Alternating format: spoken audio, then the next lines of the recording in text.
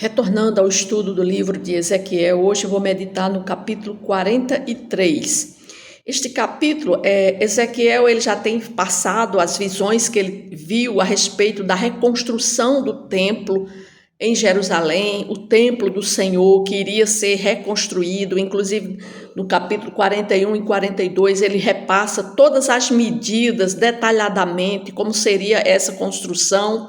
E agora no capítulo 43 ele vai ver a glória de Deus se manifestar nesse templo que iria ser reconstruído. Mas antes eu vou fazer uma oração. Senhor Deus Todo-Poderoso, mais uma vez estou aqui com o estudo do livro de Ezequiel, que o Senhor me ajude, Senhor, a interpretar e que eu possa dar um esclarecimento, que eu possa dar uma interpretação deste capítulo com fidelidade e com entendimento. É o que eu te peço no nome de Jesus. Amém. Então o capítulo começa dizendo assim: então o homem me levou à porta que olha para o oriente. Ou seja, o homem ele vê nessa visão um homem que leva o espírito dele até a porta do templo, e a porta que dava para o lado oriente. Aí diz no versículo 2: e eis que do caminho do oriente vinha a glória de Deus de Israel, a sua voz era como o ruído de muitas águas. Ou seja, Ezequiel olha para o oriente e vê a glória de Deus vindo, o Deus de Israel vindo, e ele ouvia uma voz como era o ruído de muitas águas. A gente vê nas visões, na visão de João lá no Apocalipse, quando João vê a visão de Deus, o trono de Deus, ele também ouve o ruído de Deus, a voz de Deus como o ruído de muitas águas. Aqui também Ezequiel também ouve a voz de Deus como o ruído de muitas águas. E ele diz: e a terra resplandeceu por causa da sua glória.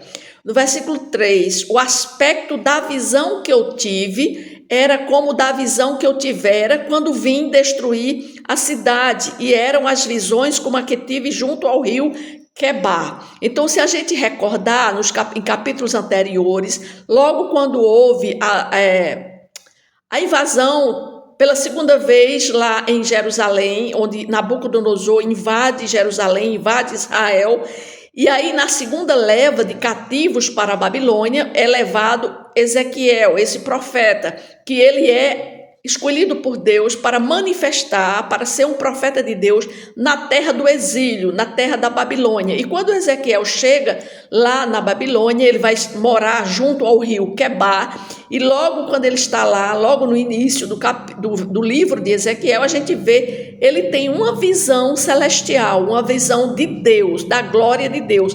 E ele está dizendo aqui no capítulo 43 que essa visão que ele viu dentro do templo de Deus é a mesma visão que ele tivera lá quando ele veio para destruir a cidade, ou seja, para falar a respeito da destruição da cidade de Jerusalém. Ele disse que viu a mesma visão de Deus aqui. Aí ele diz: e me prostrei rosto em terra. No versículo 4, a glória do Senhor entrou no templo pela porta que olha para o oriente.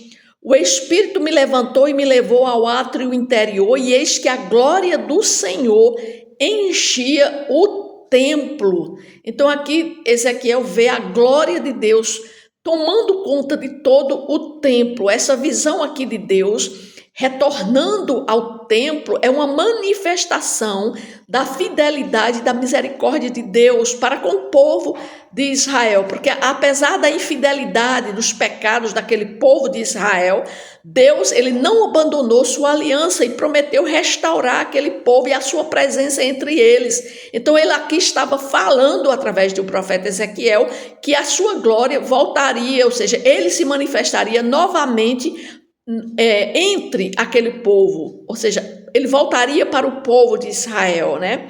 Além disso, a visão de Ezequiel aqui também aponta para a importância da adoração no templo.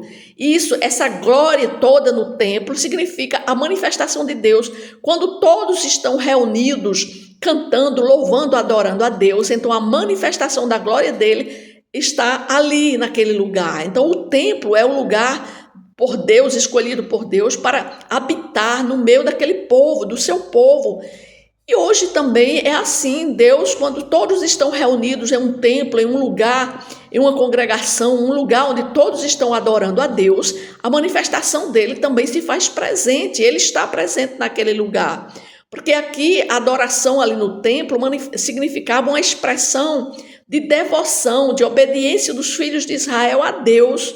Então significa dizer que a manifestação de Deus está presente quando todos estão reunidos, louvando e adorando a Deus. Ele está ali, presente naquele lugar. Era isso que ele estava tentando dizer através dessa visão. A visão também de Ezequiel aqui, desse retorno da glória de Deus no templo, através dessa profecia de Ezequiel, é que a visão era um chamado à fé, né, e obediência do povo de Israel, lembrando-nos de que Deus, ele pode e fará, ele manifesta a sua fidelidade. Aqui ele está dizendo que ele é fiel àquele povo. Essa visão aponta para o papel daquele profeta de transmitir àquele povo a mensagem de Deus, dizendo que ele não tinha esquecido do povo de Deus e que ele iria retornar para estar presente com eles, né? Aqui era a manifestação da fidelidade de Deus. Então no versículo 6, ele continua: então ouvi uma voz que me foi dirigida do interior do templo, e o homem se pôs de pé junto a mim, e o Senhor me disse: filho do homem, este é o lugar do meu trono e o lugar das plantas dos meus pés, onde habitarei no meio dos filhos de Israel para sempre. Os da casa de Israel não contaminarão mais o meu nome santo, nem eles, nem os seus reis, com as suas prostituições e com o cadáver dos seus reis nos seus monumentos, pondo o seu limiar junto ao meu limiar e a sua ombreira junto à minha ombreira, e havendo uma parede entre mim e eles. Contaminaram o meu santo nome com as suas abominações que faziam, por isso eu os consumi na minha ira. Agora lancem eles para longe de mim a sua prostituição e o cadáver dos seus reis, e habitarei no meio deles para sempre. Ou seja, Deus aqui está, através dessa visão, Deus estava declarando, né, que o trono dele, ele estava dizendo que o trono dele iria se manifestar ali naquele lugar, porque a planta dos pés dele é que iria habitar. Ou seja, o trono de Deus é tão grande, que a planta dos pés deles é que estaria ali naquele lugar. E ele disse que os da casa de Israel não mais contaminariam ele, porque ali agora iriam ser pessoas lavadas, redimidas, santas. Não iria mais contaminar o nome dele naquele lugar.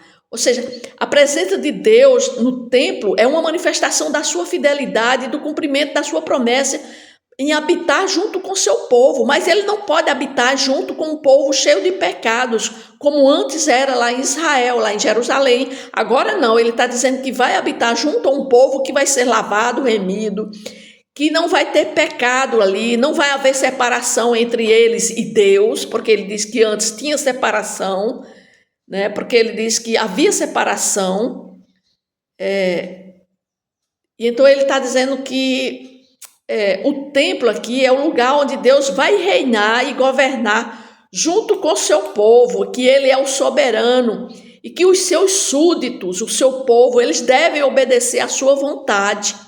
Que a presença de Deus aqui no templo era uma licença, não era mais uma licença para o pecado, né? Porque antes eles pecavam, iam para o templo e achavam que estava tudo bem, tudo certo. Não, Deus está dizendo que agora é um chamado, ele vai estar presente com aquele povo, mas é um chamado à santidade e à obediência.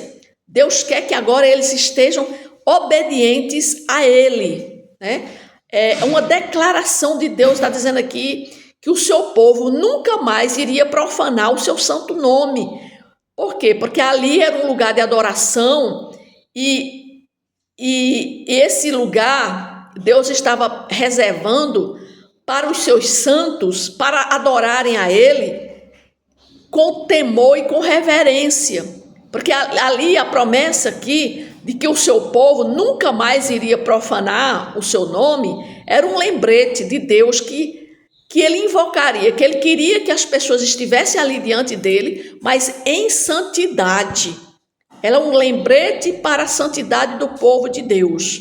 Como também hoje, né? Hoje nós devemos estar na presença de Deus, indo ao templo louvar a Deus, mas em santidade, porque Deus não recebe nenhuma adoração de pecadores. Deus quer que nós vivamos em santidade para que nós possamos adorar a Ele em santidade.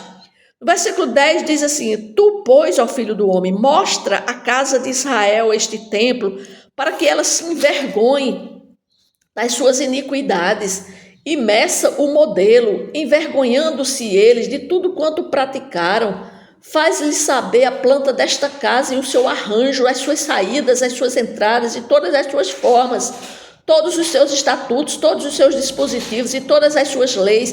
Escreve isto na sua presença, para que observem todas as suas instituições e todos os seus estatutos e os cumpram. Esta é a lei do templo. Sobre o cimo do monte, todo o seu limite ao redor será santíssimo. Eis que esta é a lei do templo. Ou seja, Deus está dizendo aqui que agora o templo tem uma lei. Que lei é essa? Era o templo da obediência. Todos tinham que obedecer às leis do Senhor a partir daquele momento. No versículo 13 diz assim: são estas a medida do altar. Ou seja, Deus agora vai dizer que existem medidas no seu altar. Em côvado, sendo côvado de côvado comum, 4 dedos, a base será de um côvado de altura e um côvado de largura, e a sua borda em todo o seu contorno de 4 dedos. Essa é a base do altar. Da base na linha da terra até a fiada do fundo, 2 côvados de largura, um côvado da fiada pequena até a fiada grande, 4 côvados, e a largura de um côvado. A lareira de 4 côvados de altura, da lareira para cima se projetarão 4 chifres. A lareira terá 12 côvados de comprimento e 12 de largura quadrada nos 4 lados.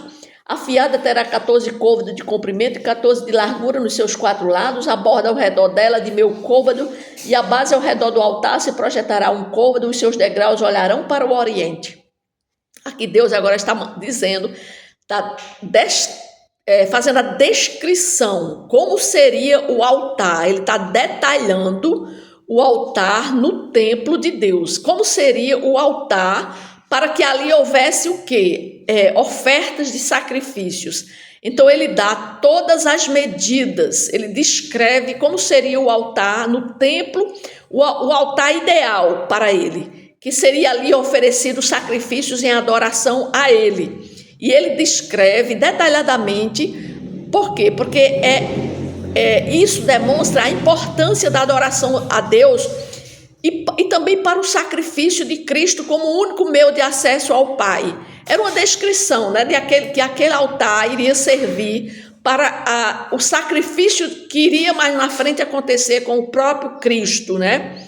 É importante porque o lugar onde os sacrifícios eram oferecidos a Deus faziam parte da adoração a Ele. O sacrifício era uma parte central da adoração no Antigo Testamento, e o altar era um lugar onde a reconciliação com Deus era feita por meio do sangue dos animais. E aqui a descrição desse altar, aqui em Ezequiel, é um lembrete da importância da adoração a Deus como sacrifício para se aproximar a Ele. Ou seja, ninguém chega ao altar. Todos nós devemos depositar no altar todos os nossos pecados, para que ali no altar eles sejam sacrificados. É isso que Deus está demonstrando aqui, onde ele faz esse detalhamento do altar, né? E também essa descrição desse altar, ele demonstra o cumprimento escatológico das promessas de Deus. Por quê? Porque o altar seria um símbolo da adoração e da reconciliação com Deus.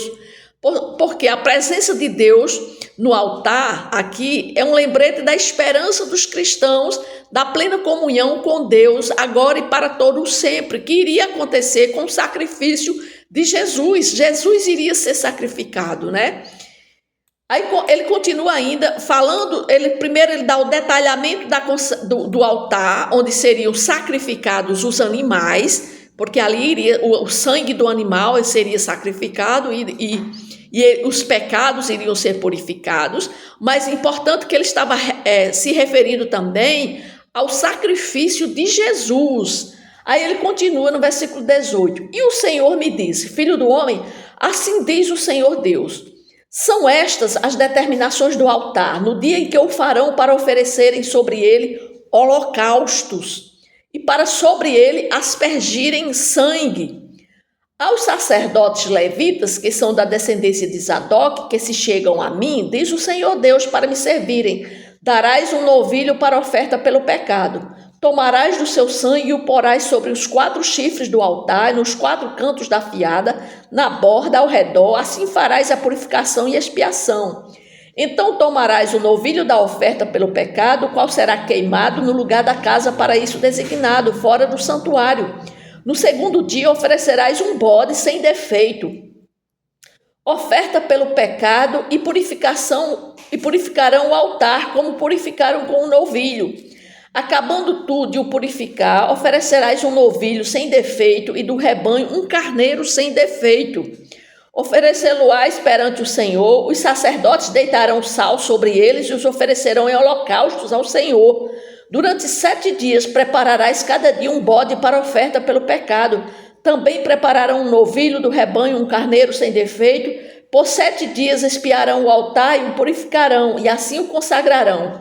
Tendo eles cumprido estes dias, será que no 8º dia, dali em diante, prepararão os sacerdotes sobre o altar os vossos holocaustos e as vossas ofertas pacíficas, e eu vos serei propício, diz o Senhor Deus. Ou seja, Deus está dando agora o detalhamento como seria o ritual da consagração naquele altar. Primeiro ele faz o detalhamento de como seria o tamanho do altar, o tamanho da lareira que iria queimar os holocaustos. Agora, a partir do versículo 18 até o versículo 27, ele vai fazer o detalhamento de como seria esse ritual. Ou seja, primeiro seria oferecido um novilho, depois um bode, e depois, durante 7 dias, seria todos os dias oferecido carneiros, bodes, animais, para purificação dos pecados do povo. Ou seja, aqui Ezequiel está descrevendo, a consagração do altar no templo de Deus, que serviria como esse ritual. Ou seja, haveria um ritual de 7 dias, envolvendo a oferta de sacrifício de animais pelos sacerdotes. Ou seja, os sacerdotes que iriam fazer, eles que iriam oferecer esses sacrifícios, iriam trazer esses animais e oferecer em sacrifício. O ritual aqui de consagração aqui desse altar é igual aos ritos de consagração que Moisés, Salomão fizeram antes. Moisés fazia lá nas tendas, Salomão fez também lá no templo em Jerusalém, depois da construção do templo de Salomão, também eram feitos esses rituais. Também aqui Deus está dizendo que também seria feito da mesma forma.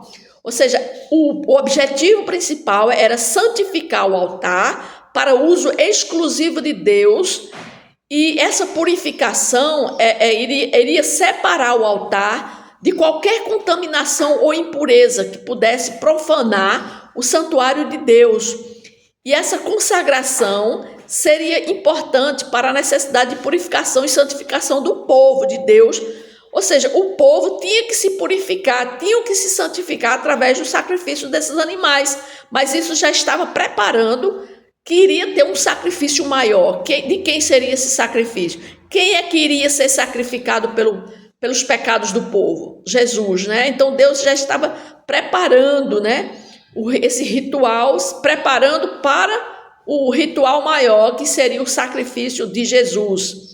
Então aqui sempre Deus está falando desse ritual para purificar o seu povo, porque a santidade de Deus ela é alcançada por meio da purificação e separação que é obtida por meio da morte e ressurreição de Jesus Cristo.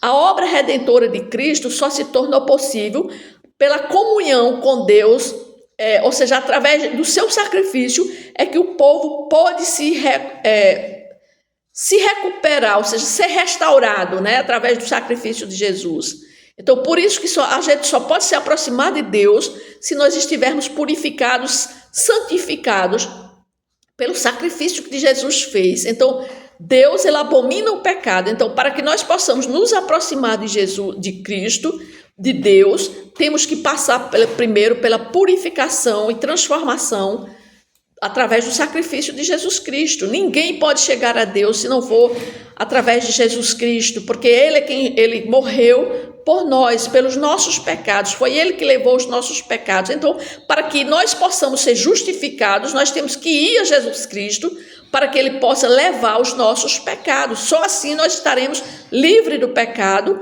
para que nós possamos nos achegarmos a Deus, através da purificação que nós vamos a cada dia sendo nos purificado, né? Então, o que é que nós podemos ver aqui com o capítulo 43, né? Nós vimos que o capítulo 43, ele nos mostrou todo o ritual, né? Como Deus detalhou. Primeiro nós vimos aqui Ezequiel tendo a visão da glória de Deus dentro do templo, né? E depois ele vai detalhando, para que a gente possa ver essa glória de Deus, é necessário que haja o ritual do sacrifício. Ali naquela época ele mostrou o ritual que era sacrificado os animais. Ele fez o detalhamento de como seria o altar, para que houvesse o sacrifício dos animais naquele altar. Mas da mesma forma somos nós hoje, né? Hoje ele ali está lembrando também sobre o arrependimento dos pecados, né? Tudo isso, Deus naquele templo, ele só se manifesta, ele disse aqui que ele só iria se manifestar a glória dele, porque aquele povo, eles estariam purificados e santificados, ou seja, ele não pode se manifestar em um lugar onde tenha pecadores. Então ele está dizendo que antes havia uma separação dele com o povo, mas agora ele está querendo, né? Ele está dizendo que o povo vai ser santificado para que possa estar com ele. Então nós temos que pedir ao Espírito Santo que ele nos convença dos nossos pecados e nos ajude a nos arrepender e a buscar a santidade diariamente. Nós temos que estarmos preparados todos os dias para estarmos em santidade, para podermos nos achegar a Deus, né? Porque Deus, ele disse que existe uma separação do pecado e ele, ou seja, quem está em pecado não pode se chegar a Deus. A pessoa pode ser um religioso, falar com Deus, mas não está próximo a Deus. Ele não se encontra próximo a Deus, porque o pecado faz separação entre Deus e o homem. E ele diz aqui que esse templo existia, né? Foi criado para que houvesse a busca pela presença de Deus. Por quê? Porque Deus ele mostrou que a glória dele iria se manifestar naquele lugar. Então nós temos que orar sempre para que a presença de Deus ela seja real em nossas vidas, nas nossas igrejas, que as igrejas elas também tenham a manifestação da glória de Deus naquele lugar. Por quê? Porque muitas vezes a gente pode ir para a igreja e sair do mesmo jeito, não ver a manifestação da glória de Deus naquele lugar. Então é preciso que as pessoas elas estejam realmente em santidade para que a glória de Deus ela possa se manifestar, tanto coletivamente como também individualmente na nossa vida. Então nós temos que buscar a Deus com um coração puro e temos que nos consagrar a nossa vida. Nós temos que fazer consagração da nossa vida todos os dias para que Ele possa se manifestar em nós. É isso que o capítulo 43 nos ensinou no dia de hoje. Amém?